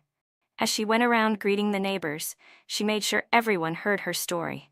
How her father, years ago, had been punished and sent to tend cattle, and how he had taken young David in and taught him to read and write. Soon, the whole village was abuzz with admiration. Everyone said what a grateful, righteous young man David Tran was, repaying the kindness of the man who'd once helped him. The praise, however, only made David's parents more uncomfortable. There was no graceful way out now. They could only grit their teeth and accept Emily as their daughter-in-law. But the real show began on the wedding day. David's sister, Susan, took a long, exhausting bus ride, 24 hours of jolting and motion sickness, just to make it to the village. Yet as soon as she arrived, David ordered someone to lock her in an empty house on the edge of town. "Sis," he said through the door, his tone cold but self-righteous, "I'm doing this for everyone's good. Mom and Dad are getting old. The whole situation with Emily at the factory has already caused enough trouble. Please don't say anything to anyone. I'll let you out after the ceremony." Susan was stunned. She never imagined her brother could stoop this low. To protect his own reputation, he'd gone so far as to imprison his own sister. The wedding itself was grandly arranged. Although the villagers had never met any of David's higher-ups from the factory, the local elites, the village head, the commune chief, and a handful of respected elders all showed up. Just as the bride and groom were about to bow to the heavens and earth, Mrs. Chu suddenly burst into the courtyard, screaming, "Stop! You can't marry her! You can't bow! Emily's father, he's still alive. He's in Hong Kong." Everyone froze. Mrs. Chu frantically pulled a crumpled newspaper from her blouse, pointing to a small photograph of a dark-skinned man. Her eyes gleamed with tears and excitement. "Look, it's him. It's your father. He's a rich man in Hong Kong now. He came to Beijing for a business conference. They even printed it in the papers. I recognized him right away." People crowded around to look. Aside from the man's last name, Chu, there was nothing remotely suggesting any relation to Emily. Someone in the crowd snorted loudly. "Ha! Looks like someone's gone crazy dreaming about getting rich." The guests began to murmur. David's parents turned red with humiliation. They hadn't wanted this marriage to begin with, and now they were the laughingstock of the whole village. Mrs. Tran, stiff with anger, finally said coldly, "If your family can't behave, maybe we should just call the whole thing off." At that, Emily dropped to her knees and cried out, "Father, Mother, please don't abandon me. My mother only got confused for a moment. You can't ignore me and the baby I'm carrying." The crowd erupted in gasps. She had just admitted in front of everyone that she was pregnant before marriage. In the conservative 1980s, that was more than scandalous. It was moral catastrophe. The shock rippled through the courtyard. The village head and commune chief went pale, then wordlessly slipped away to avoid being dragged into the mess. Mrs. Chu pounded her chest, weeping. "Emily, if you marry him, you'll regret it for the rest of your life." David's parents looked at each other, despair etched into their faces. "Dear God," Mr. Tran muttered under his breath. "We're already regretting it."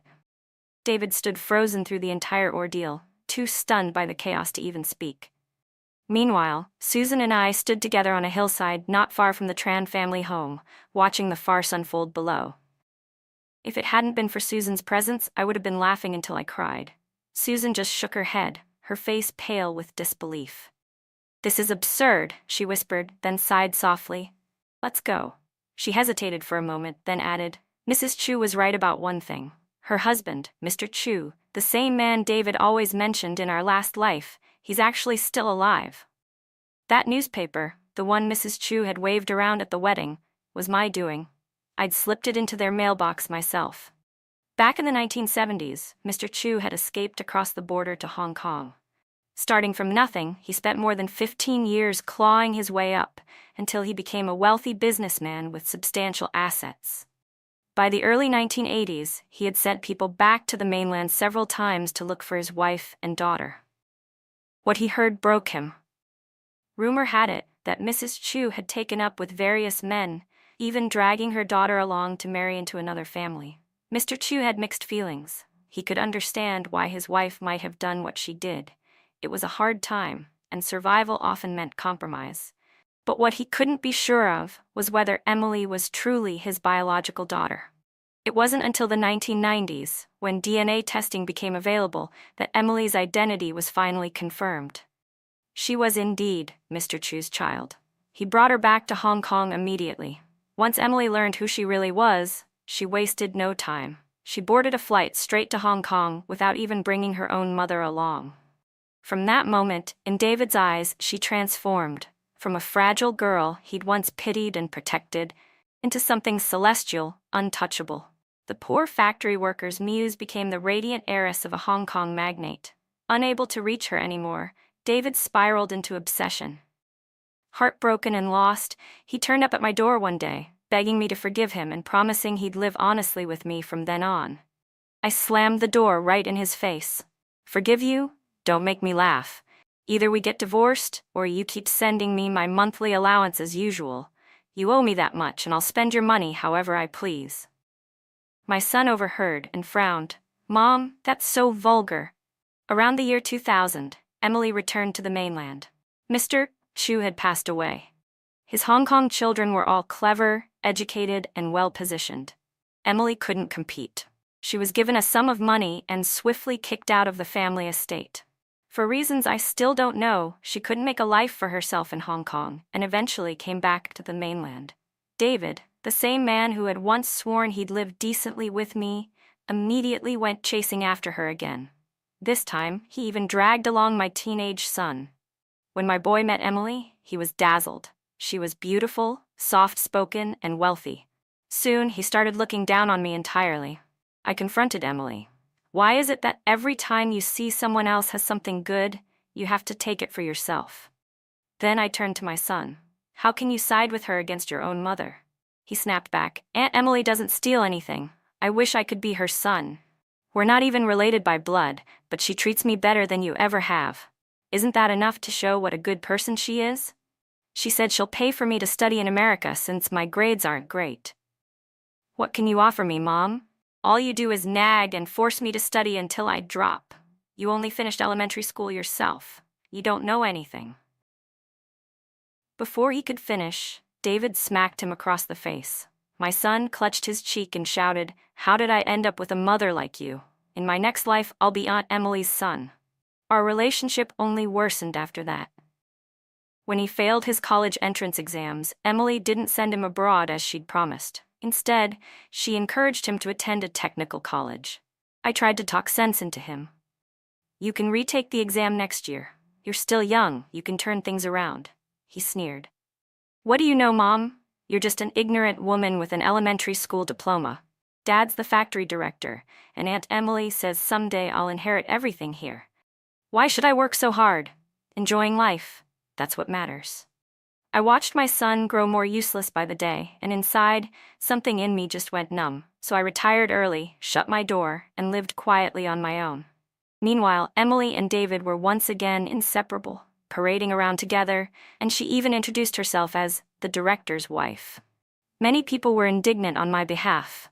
I filed for divorce once more, but David only laughed and said, "You really are old-fashioned."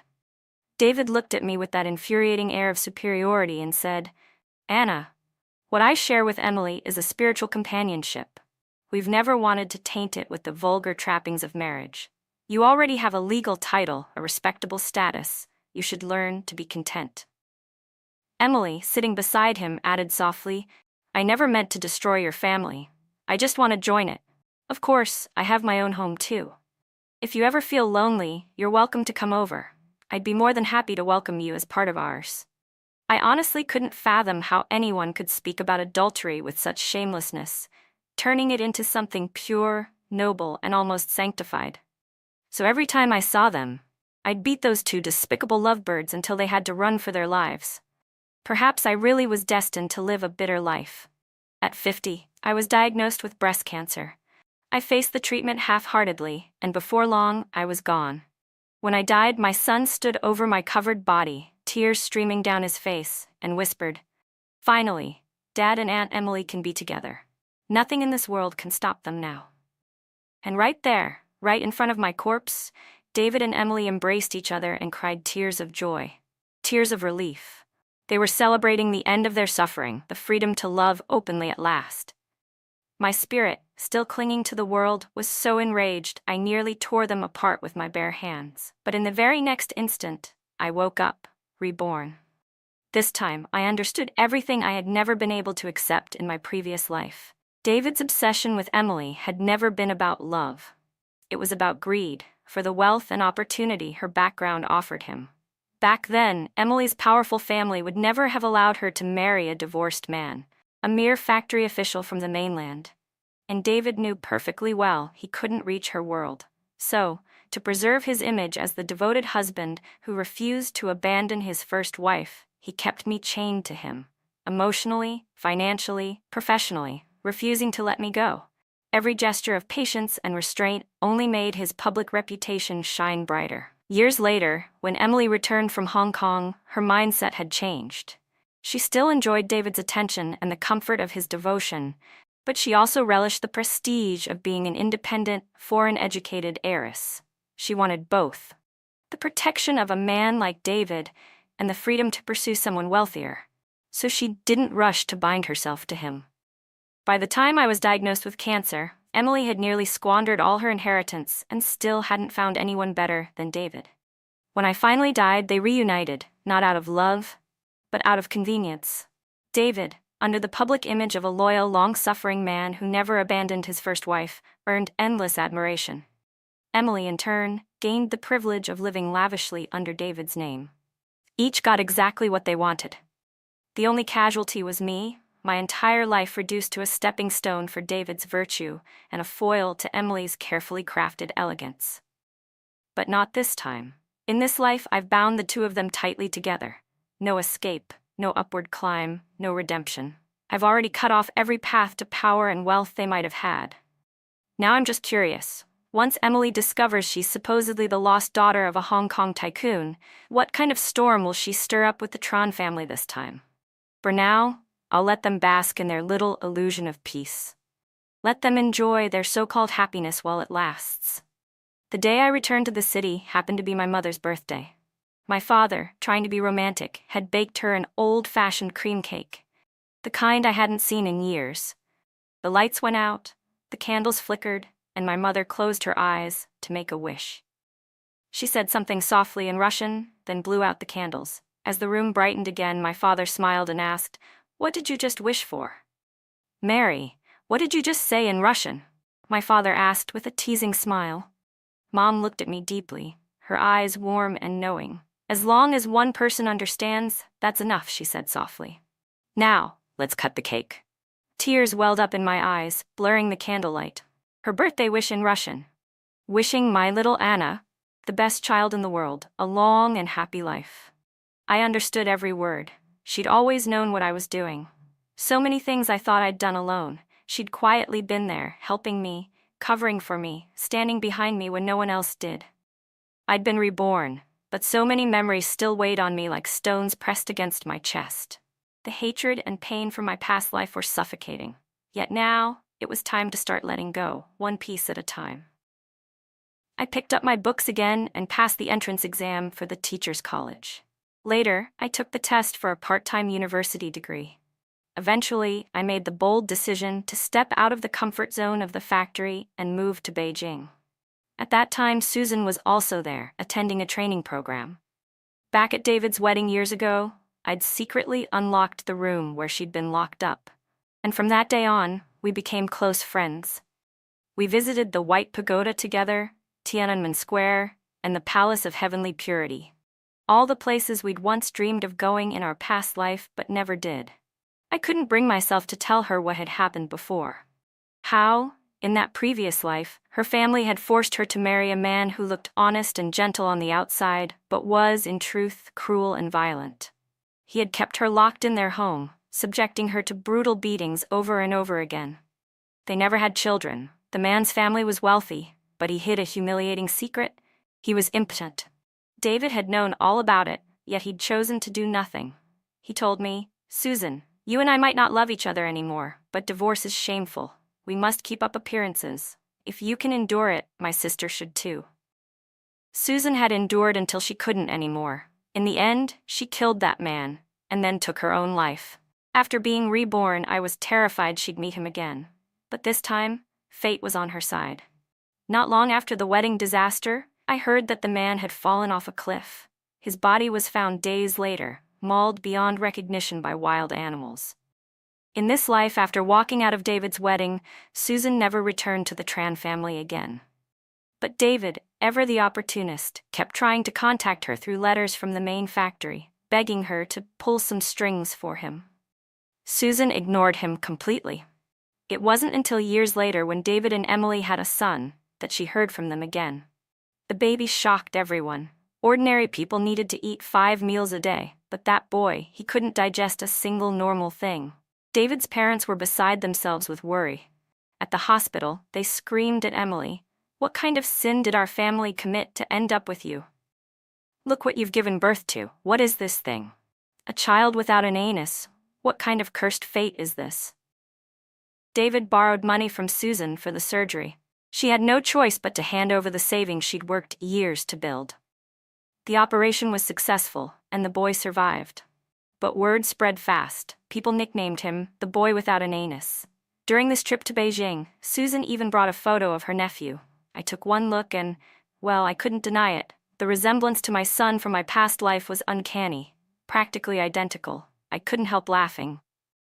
So, he finally became the son of Aunt Emily after all. May he have a lifetime of smooth bowel movements. Susan burst out laughing. "You're still holding a grudge, huh? Laughing like that?" I grinned. "Some things are just too disgusting to keep thinking about. Better to laugh. When life turns out better than theirs, it's worth smiling about." After we parted ways, I headed straight to the TV station.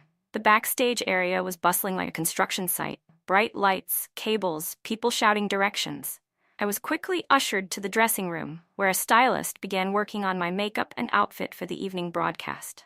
Afterward, I waited in the hallway of the TV station, heart pounding as the song lyrics echoed silently in my head. I was about to go on stage. At the same time, back in the factory's workers' housing compound, my father paced impatiently. "Mary, it's already evening. When is Anna coming on?"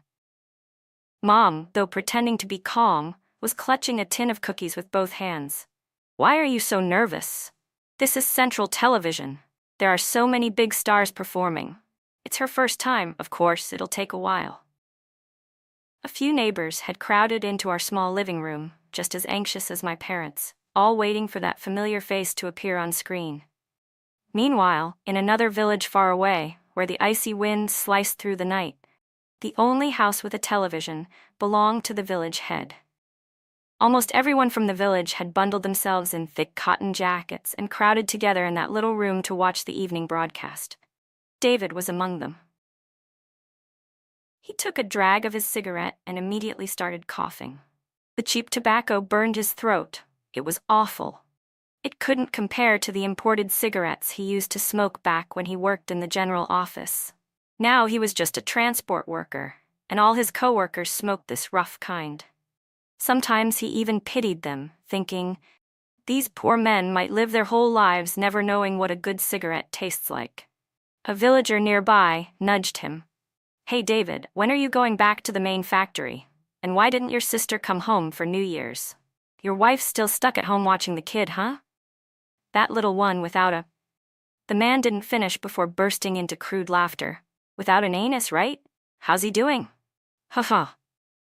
David's face turned red with rage. He snapped back, arguing fiercely with the men, but they only jeered louder. A scholar like him, with his soft hands and polished words, could never win against farmers hardened by years in the fields. Within moments, 3 or 4 blows sent him sprawling to the dirt. Just then, the TV volume was cranked up to its highest setting, and the host's bright voice blared through the room. "And now, please welcome the young singer Anna Lu, performing White Magnolia Forest." David's eyes flew open wide. What? That voice? How could it be her? Back in the factory housing, my father let out a shout of pure joy. "That's my daughter. That's my girl." Mom elbowed him sharply. "Keep your voice down. She's singing." He quickly covered his mouth, but tears streamed freely down his face. The neighbors gasped in awe. Mrs. Lee trembled with excitement, clutching her hands. Little William burst out the front door and shouted through the courtyard, "Turn on your TVs, everyone, or the radio, whatever you have. Our factory has a star now. It's my sister Anna." In my previous life, I had loved singing too, but no one ever believed I could amount to anything. After marriage, my husband and even my son crushed what little confidence I had left. "You're a mother now," David used to say. "You should put family first." And my son, he'd wrinkle his nose. "Mom, your singing is terrible." But this life was different. It all began by accident while I was studying at the Teachers' College in Harbin. One evening, my classmates and I went out for grilled skewers. I got a little drunk and started singing the Song of the Five Rings right there on the street. A man sitting at the next table turned around and said, "You have a beautiful voice. Would you consider coming to Beijing to pursue a singing career?" I recognized him immediately from my memories. He was the music manager who would later become one of the most respected figures in the industry. So I said yes. I figured, even if it didn't work out, it was fine. I'd already been given a second life. If nothing else, I could still make a living running a small business in Beijing. I enrolled in formal vocal training under a renowned singing instructor and started from scratch. Step by step, my teacher recommended me for local performances, then provincial stages, and eventually national ones. In 1990, I finally stood under the bright lights of the Central Television stage, singing before the entire country. My performance of White Magnolia Forest spread like wildfire. From that moment, my singing career soared. Music critics said I carried a unique energy, a kind of quiet strength, a disregard for life and death that made me unforgettable. But the truth was simpler. Because of my past health struggles, I had learned to pour every ounce of life into my songs. I sang with everything I had. My career soon became so busy that I barely realized how much I'd changed. I didn't even notice that. Somewhere out there, I had already become the legend of someone else's story. By the time the new millennium came, Mom and Dad finally retired, and I brought them to live with me in Beijing. Ever since I'd entered the entertainment industry, I'd always dressed plainly. Thick coats, scarves, and hats that covered half my face, just like some timid countryside auntie. As we stepped out onto the bustling city street, Mom sighed in disapproval. "Anna, honestly, you look so sneaky. In a minute, when a crowd starts chasing you for autographs and photos, you'll regret dressing like that." I laughed, but before I could reply, a young boy suddenly ran up to me, eyes wide with desperation. "Mom, I knew it was you. Please take me with you. Please, I was wrong." Mom and I both instinctively took a step back. "Who's your mother?" I asked, startled. "You've got the wrong person." Just then, an elderly woman with silver hair, Mrs. Chu, rushed up and grabbed the boy by the arm, jerking him backward. "You ungrateful little bastard! How dare you call her your mother when your real mother isn't even dead yet?" In that instant, I recognized him. I knew exactly who he was, but I said nothing. The boy burst into tears. "Mom, it's really me. You gave birth to me. How did I suddenly become Aunt Emily's son?" "Mom, please, Dad's a vegetable now. Aunt Emily hurt him. We're starving and she still won't give us any money. She keeps saying Dad ruined her life. That if it weren't for him, she'd have inherited everything in Hong Kong. Please, Mom, save me." Mrs. Chu slapped him across the face again and again. "You wretched child, shut your filthy mouth."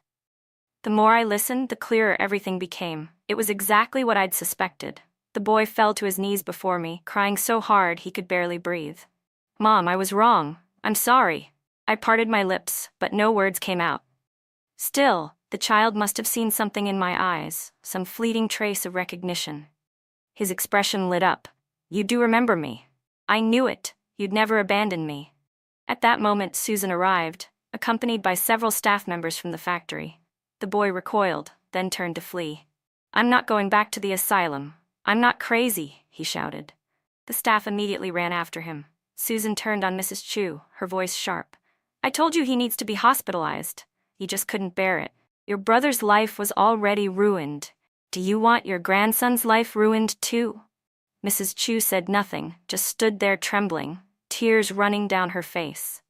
Susan finally noticed me and gave a small, rueful smile. "Well, look who's back."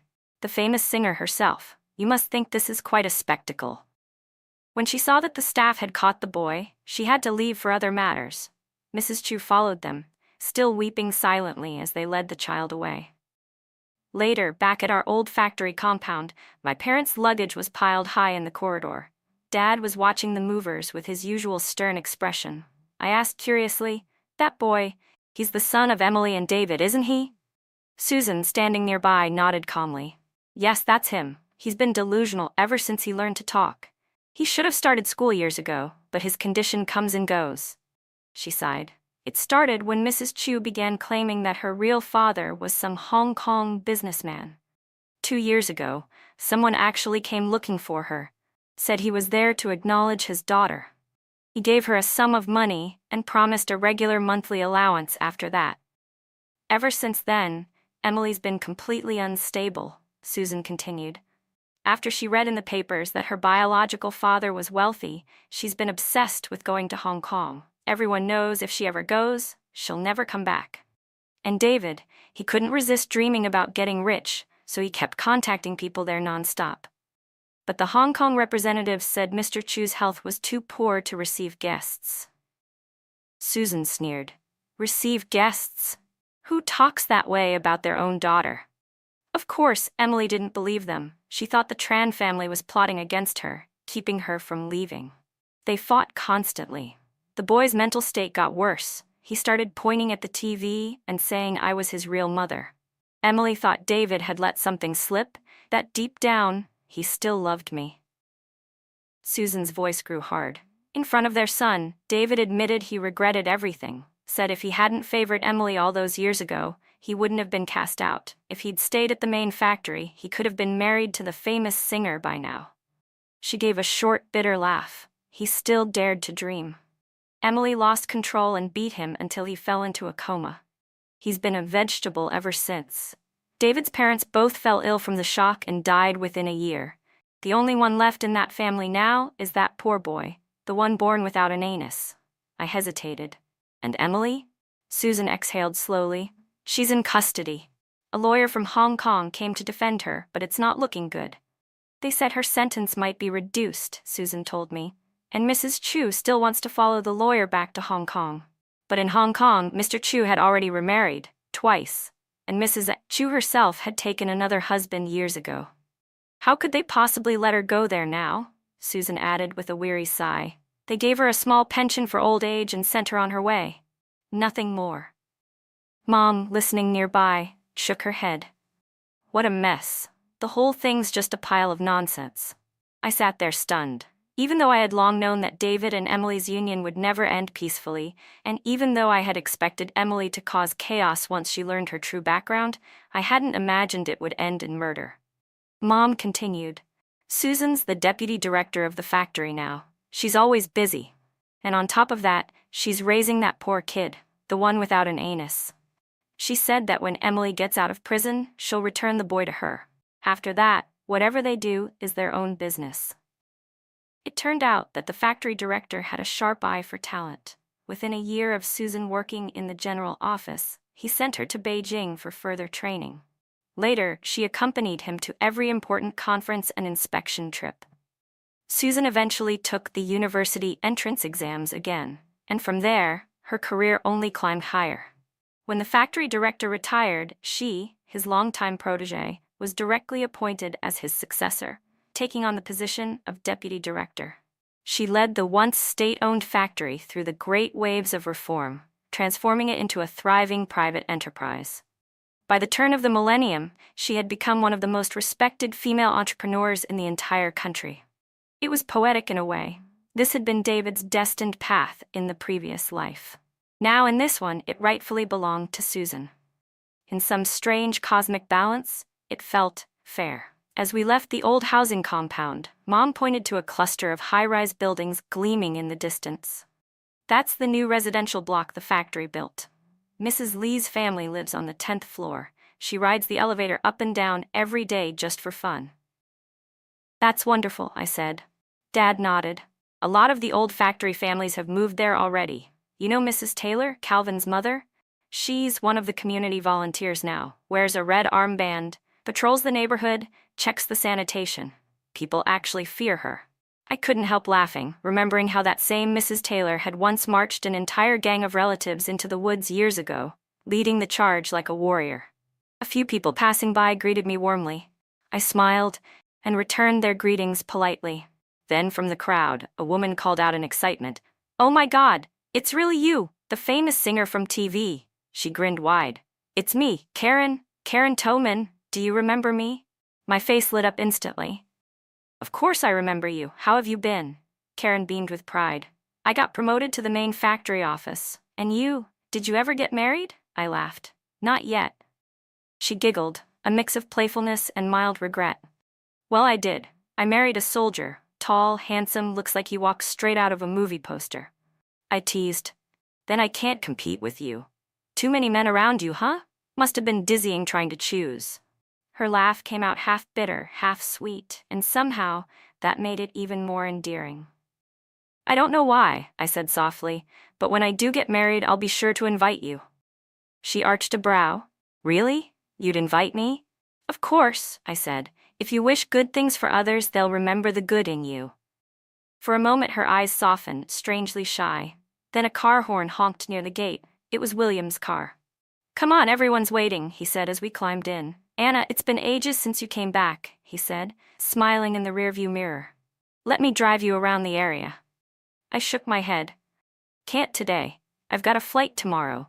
There's a concert in Shanghai." Mom gently patted my hand.